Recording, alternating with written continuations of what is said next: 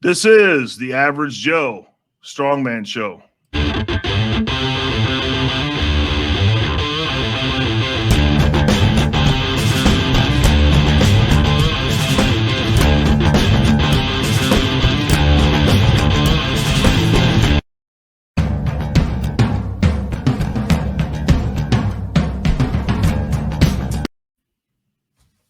Hey, what's up, everybody? I'm Lee. I'm Mike. My brother Mike.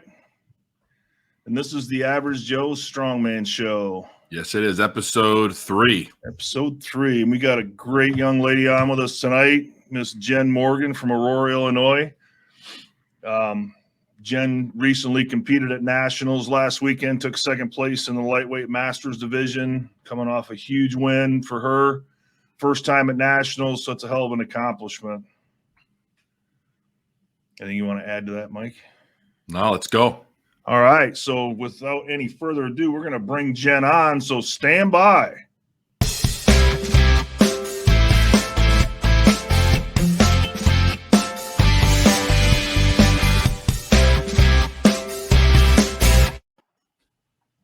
Hi, guys. There she is. How you doing? I'm doing well. How are you? Good. You know, I did just think of something before we started that I did want to mention, and I'm old, so I forgot. Whatever. We need to congratulate you, Jen, on being the first guest on this podcast with a full head of hair. Because to this point, everybody is bald and bearded. So congratulations, not just on your Nationals, podium finish, but on being the first Average Joe Strongman Show guest with a full head of hair. Thank you. What a privilege. The absolute truth, for sure. Well, and you're definitely the best looking one of the bunch. Absolutely. Here too, I appreciate that. It was funny because when I was kind of watching back, one of the previous episodes, my wife walked in. She goes, "Oh my God!"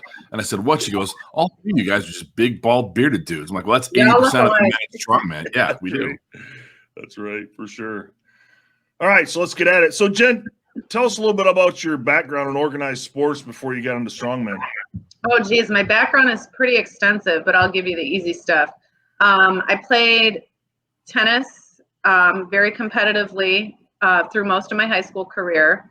I was a swimmer before that, and then as an adult, I was a runner. In fact, I ran marathons. After marathon running, I did bodybuilding, which did not work out very well for me. I hated it. And then I moved on to powerlifting. Why did you hate bodybuilding? I'm just curious. That's a really interesting question. I hate being on stage. I don't being glammed up. I don't like heels. I don't like a lot of makeup. I don't like looking fancy. Yeah. I don't like being in front of people and having them look at me. All right. The dieting was hard, but okay. But it was mostly all the other stuff. I hated it. I'll never, ever do that again. That's why I'll never be a bodybuilder, the dieting. That's the reason, yeah. Exactly. You like being glammed up, Mike. I know you do. I do like being glammed up. Yeah. I mean, I respect the people who do it. I just did not enjoy it. Absolutely. Yeah. The discipline required for that level of, just to have the discipline to eat what you need to eat and not eat. Oh my God. Yeah, Not fun. I'm sorry, I did powerlifting. No, that's okay. And then I did powerlifting for a couple of years at my former gym. And then I found Strongman, and I fell completely in love with Strongman. What got you interested in Strongman? Because we knew each other at that gym. And I saw you as part of the power, and we would chat, and we were friendly, right? But it was like, there was never any real expression of interest until at least a couple of years, after me being there. Yeah, I think that I started to get, I don't want to say bored with powerlifting, but maybe a little bit. My numbers weren't really going anywhere. I was just kind of average, and I started to lose interest. And then I started doing some of the strongman events at my other gym where I knew you. Yeah. And I knew immediately that it was the sport for me. And out of all the sports I've done, I also rode horses competitively for 9 years. I didn't tell you that, but out of all the sports I've ever done, this is the sport that fits me and my personality and my drive. it makes me joyful. Why do you say that? Why does it fit you better than anything else? Well, because it requires both strength and cardio. And I was a marathon runner, so the cardio thing is okay with me. I like to have the cardio, but I really love to be strong. As you know, Mike, being strong there's nothing more empowering than that to me. Yeah. And so in Strongman, I found that I could do both, but I also love how in Strongman, it's kind of anything you need to do to get your lift, you do it. What I loved about powerlifting is that it was very technical and that your lifts had to look very pretty. I like that, but I like even more that in Strongman, it doesn't matter. Just move the weight. Yeah, like my deadlifts at nationals, I was ramping and hitching, and it was glorious, and I loved every minute of it. Yeah. I also love the variety of that Strongman contains. I like, okay, what are we doing today? We're bench pressing. Every Thursday we bench press. Strongman, every contest is new, and it's a new adventure for 8 to 10 to 12 weeks, however many weeks I'm training. It's a whole journey in and of itself for that contest. And then I start over with another new journey. I love that because I think ultimately I just like change. I think that's what it really comes down to, is that I like change. Back to the sort of the powerlifting comparison, I'll call it. Lee and I have a friend, Shane Rickman, out of Strength Depot. Yep, and he's got that's right, you do. He's got he's got a T-shirt from his gym on the back, and it says Strongman. It's like powerlifting, but for athletes. And listen, I mean, it's funny. And listen, no disrespect, all my friends, my powerlifter friends who are watching, I love you, and you guys, I respect the hell out of you. You guys are strong. I mean, we're not, no harm, no foul. But I think what I'd like to point out to people is when they ask me, like, what is Strongman? It's not just lifting the weight. Like, okay, you deadlift it, one time for a 1 rep max, you get a big PR. I mean, that's awesome, right?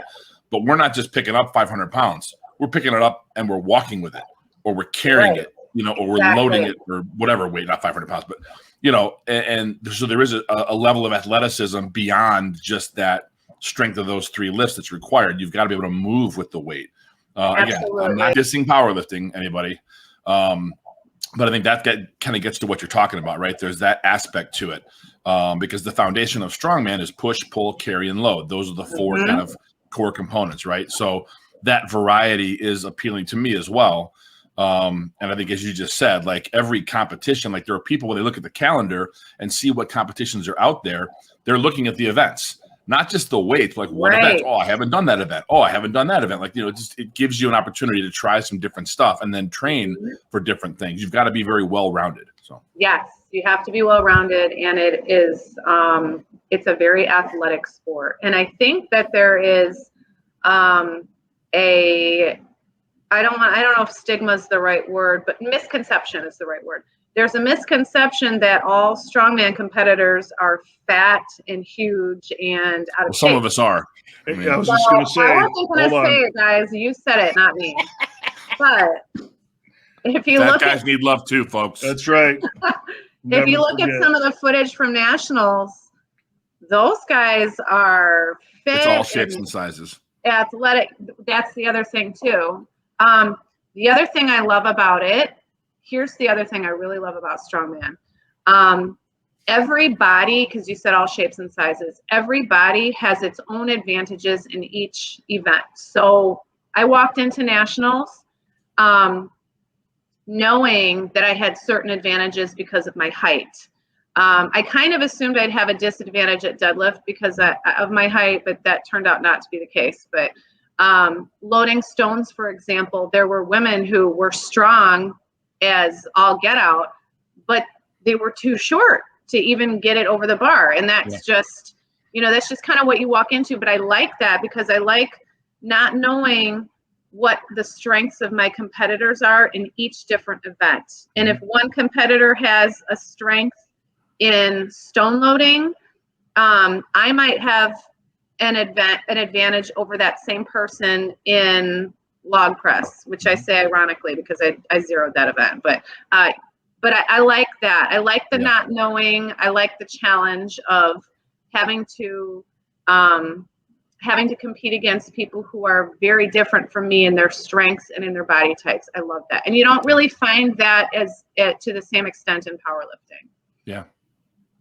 Yeah, it's true. Very true. Cool. Yeah, and I think there's a bad, the stigma. I mean, the gym that I train out of is a powerlifting gym. And these guys are, elite level lifters. There's half a dozen pro lifters that lifted out of our gym, but there's a appreciation for strongman that it is different from powerlifting, but it also is a different level of strength, a different type of strength, right? So it's a very respectful relationship that I have with the gym that I train out of. But it's definitely a matter of respecting the equipment and then understanding your competitors of, what are their strengths and weaknesses. And it's that the ones that are, that you see rise to the top are the ones that are proficient in several different events that can actually excel. May not be the top, but the guy that can, hit the top 3 in all 5 events is going to hit the podium, where you'll have a guy that can take first place in one event and 0 2 events. So it's just a real different sport at 100%. Yeah. And I think another first too, Mike, to think about it is she's probably the first guest we've had on the show that actually is proficient in cardio. Yeah. For sure. Because it wasn't Vacho and it wasn't Vaughn. I like my cardio. Yeah. Yep. Oh, that's a bad word for me. I prefer the term conditioning. Okay, we'll go with that. That's fine. We can call it that. Well, and we train that way sometimes, right? Like, we'll do event days where it's like, it ain't about the weight. It's about getting the reps in and huffing and puffing and getting your heart rate up and pushing yourself to that point of like, oh my God, my chest is going to explode, because you got to be there and ready for that in a competition. Yep. Right. And actually that happened with the farmer carry in particular, because there was that one day I think I did contest weight. I literally thought I was going to have a heart attack. Well, not literally, but I was lying on the ground. I was that exhausted. I remember. But then at nationals, I was fine. I just was 3 seconds too slow. Yeah. But I was fine.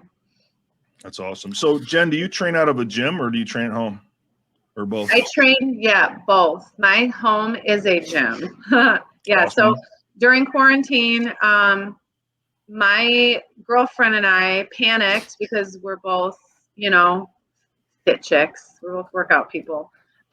So in the beginning of quarantine, we were doing walking lunges in my living room and step ups on my bench, and that was not going to cut it. So I ended up turning my 2.5 car garage into a fully equipped gym. And I will never go back to a commercial gym unless it's too cold. I love it. And it almost feels like it happened overnight, but it was kind of a group effort. Like Mike helped me quite a bit with that project. So I really appreciated that. And then I had a lot of other people just come in and help me with contributing equipment or giving me ideas, on how to set it up and what built we your need. Deadlift platform. I had a friend build me a deadlift platform. I had a friend just a couple weeks ago build me a stone platform to drop the stones on. Yes. But there's not a whole lot I need except, maybe a couple of pairs of dumbbells. But so we've had that going for, I guess it's been just over a year now. And the Strongman team trains out of my house now. That's awesome. Yeah, it's been great. The neighbors love it, I'm sure. Let's pause there, Lee, and do our contest calendar. Okay, we're going to take a 2-minute break and go through some upcoming competitions, and we will be right back.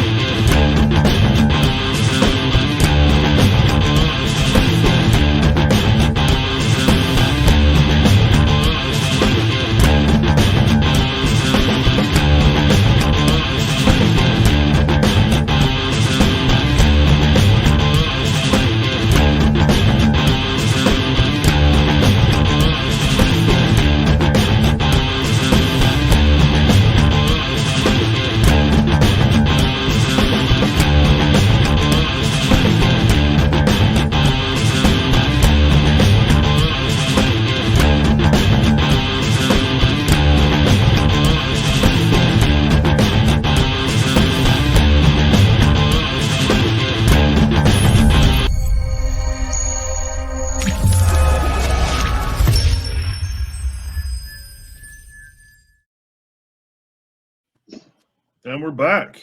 Hey, before we get into any more questions, real quick, for anybody who's watching, if you are a promoter and you've got a competition coming up in a few months and you want to include your comp on our calendar, shoot me an email, mike@warpathstrength.com. I'll put you in there. Absolutely. Perfect. Hey, so Jen, getting back on the subject. So what's your favorite event, strongman event? Oh, geez. Well, as Mike probably already knows, my favorite event, period, ever, my favorite thing to do is to deadlift. Yes.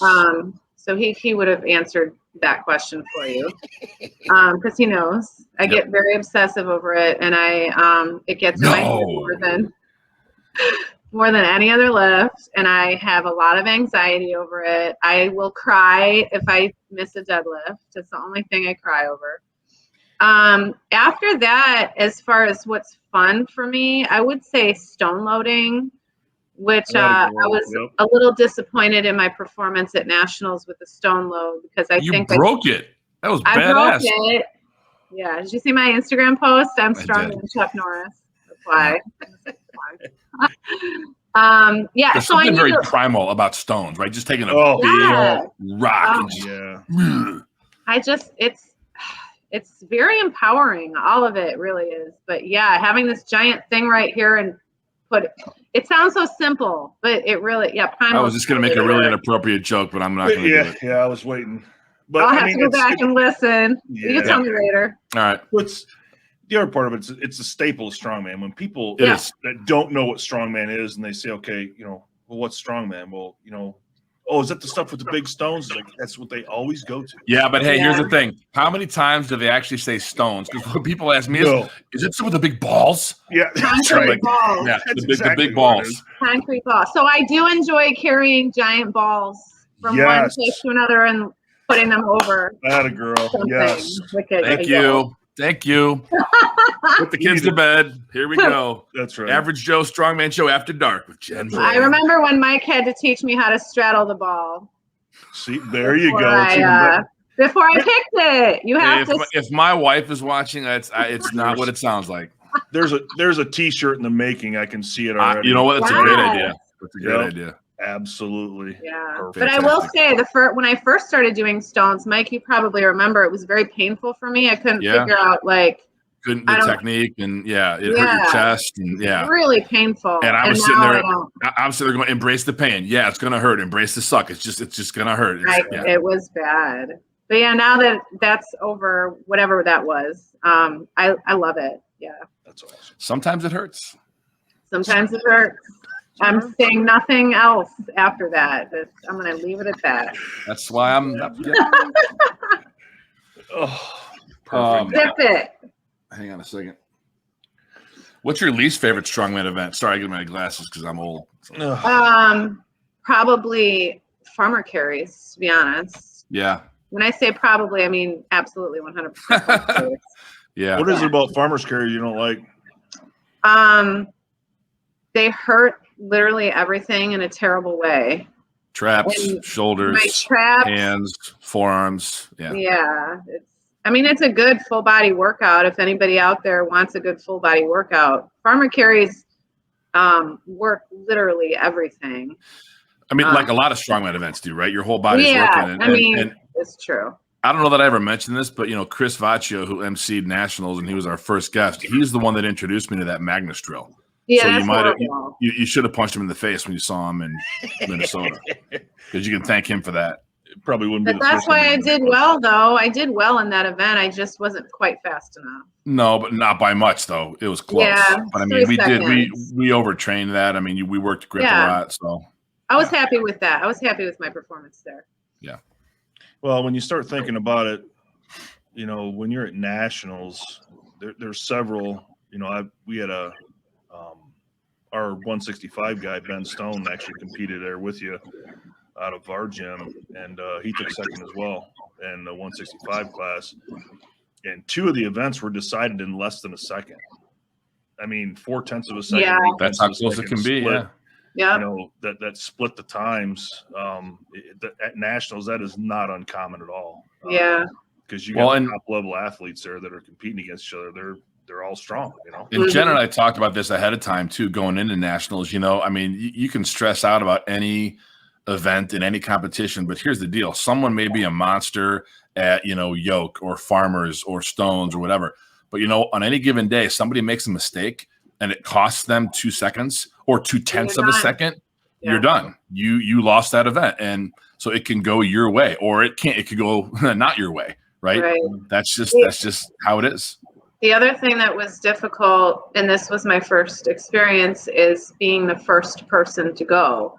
Yeah. So I didn't know what I had to be. Like, let's take deadlift, for example. And I will say I'm glad I went first because I wanted to see how many I could get.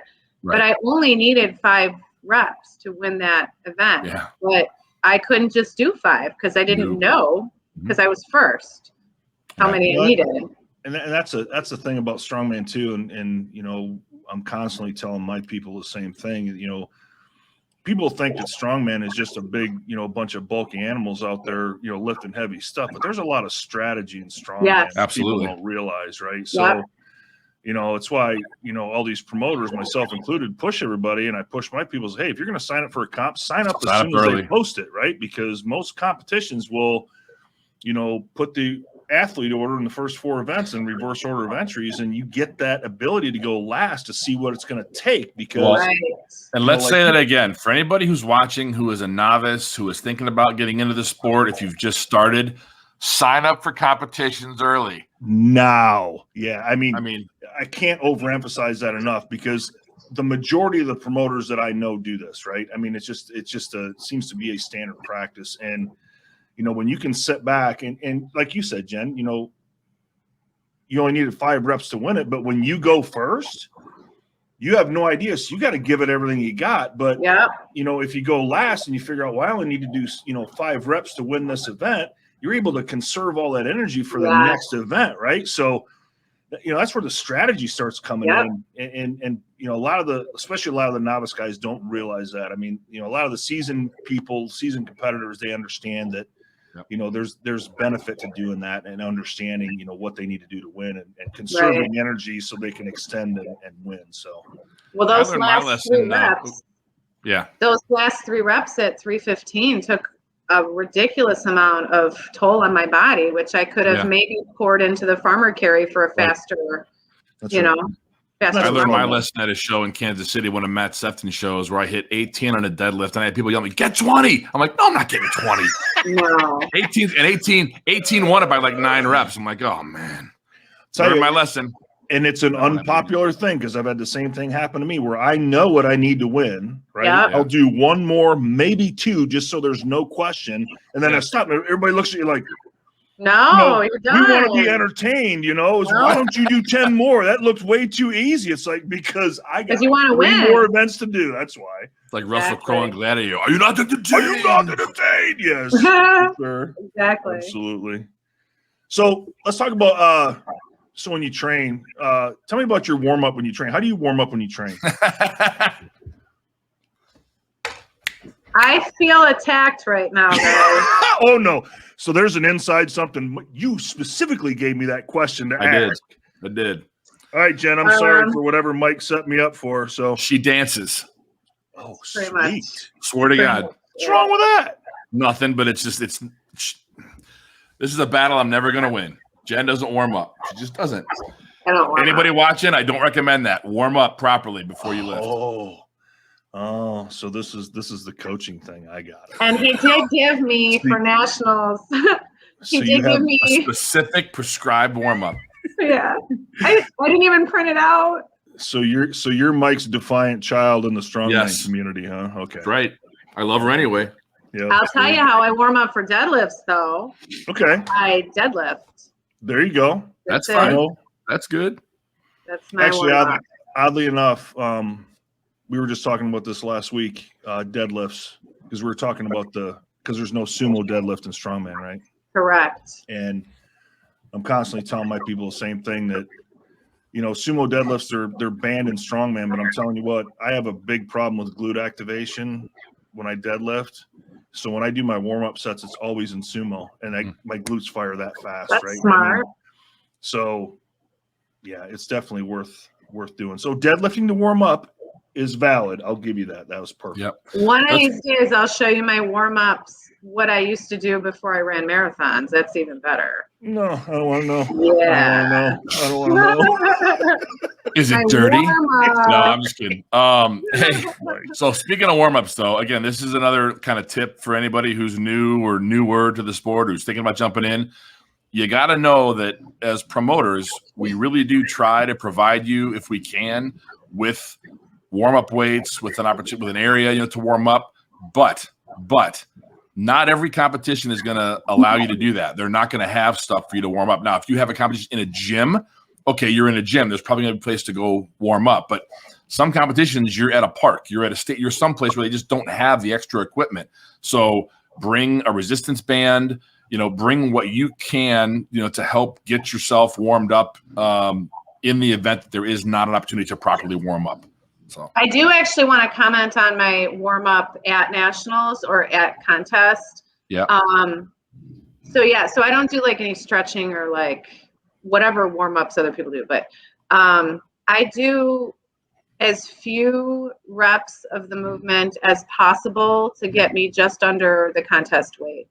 Because I find that if I do too many reps, I'm just gassed at the end. So for log, which I zeroed, but I did 3 reps of log.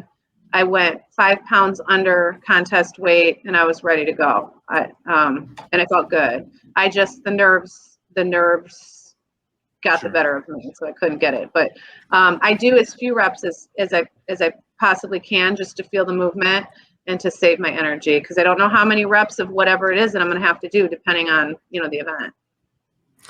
Let's talk for a minute about nutrition. I know you don't warm up. Oh, sorry, go ahead, Lee. Go ahead.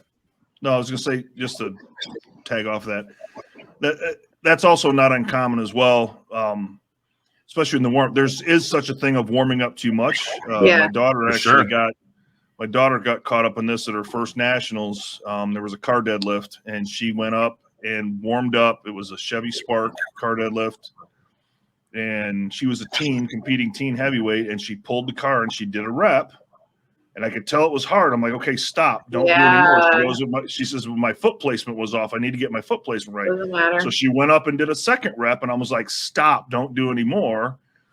And that was the only 2 reps she had. She got up there and zeroed the event. I mean, it can happen, right? I mean, it happened to me at my 3rd pro show, car deadlift, same thing. I got up there and I deadlifted it once. I'm like, taking my own advice. Pulled it, I'm like, holy crap, that's heavy, right? Put it back down, and that was the only rep I had. I got up there and zeroed the event. So it can happen. For sure. Yeah. Sorry. So warm up within reason. Yes. Correct. Know your body, basically. So nutrition, let's talk a little bit about that, because you are one of the few people I know who is a strength athlete, who is a vegan. Mm-hmm. So do you follow a nutrition plan? Yes, it's called the Jen Morgan nutrition plan.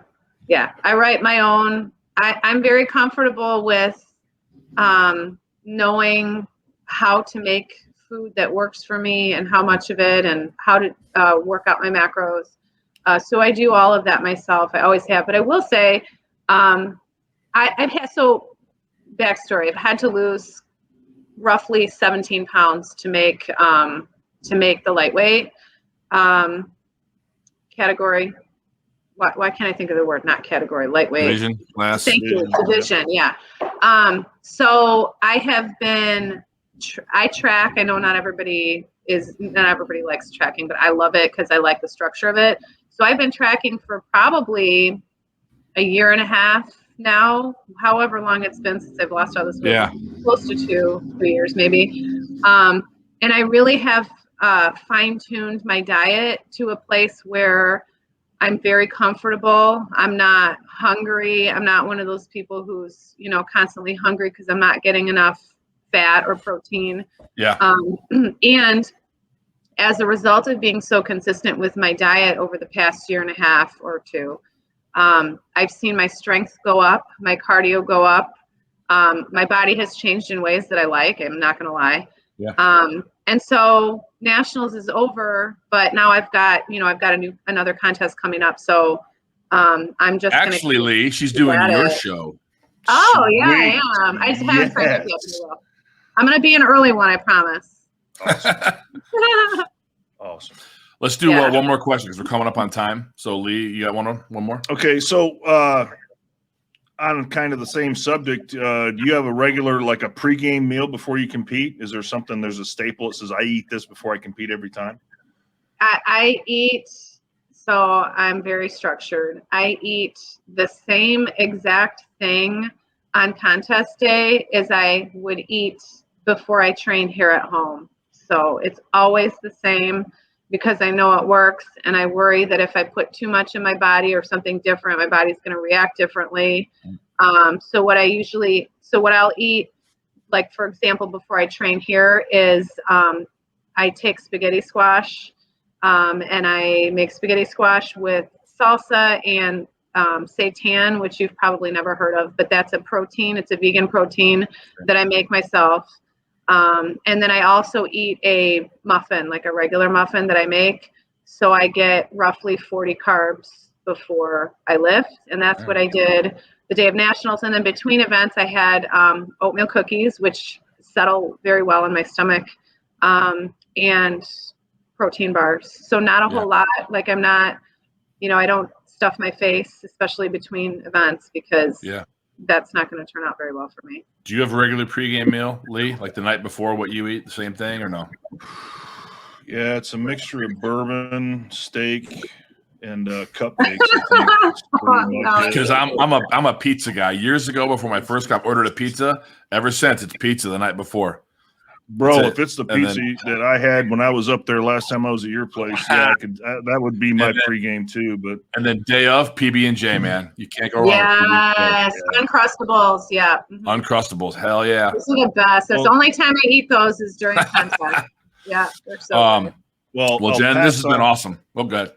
I'll pass on some early Masters competitor tips that I got for competing that I got after my very first show was take Imodium so you don't shit your pants on competition day. Great idea.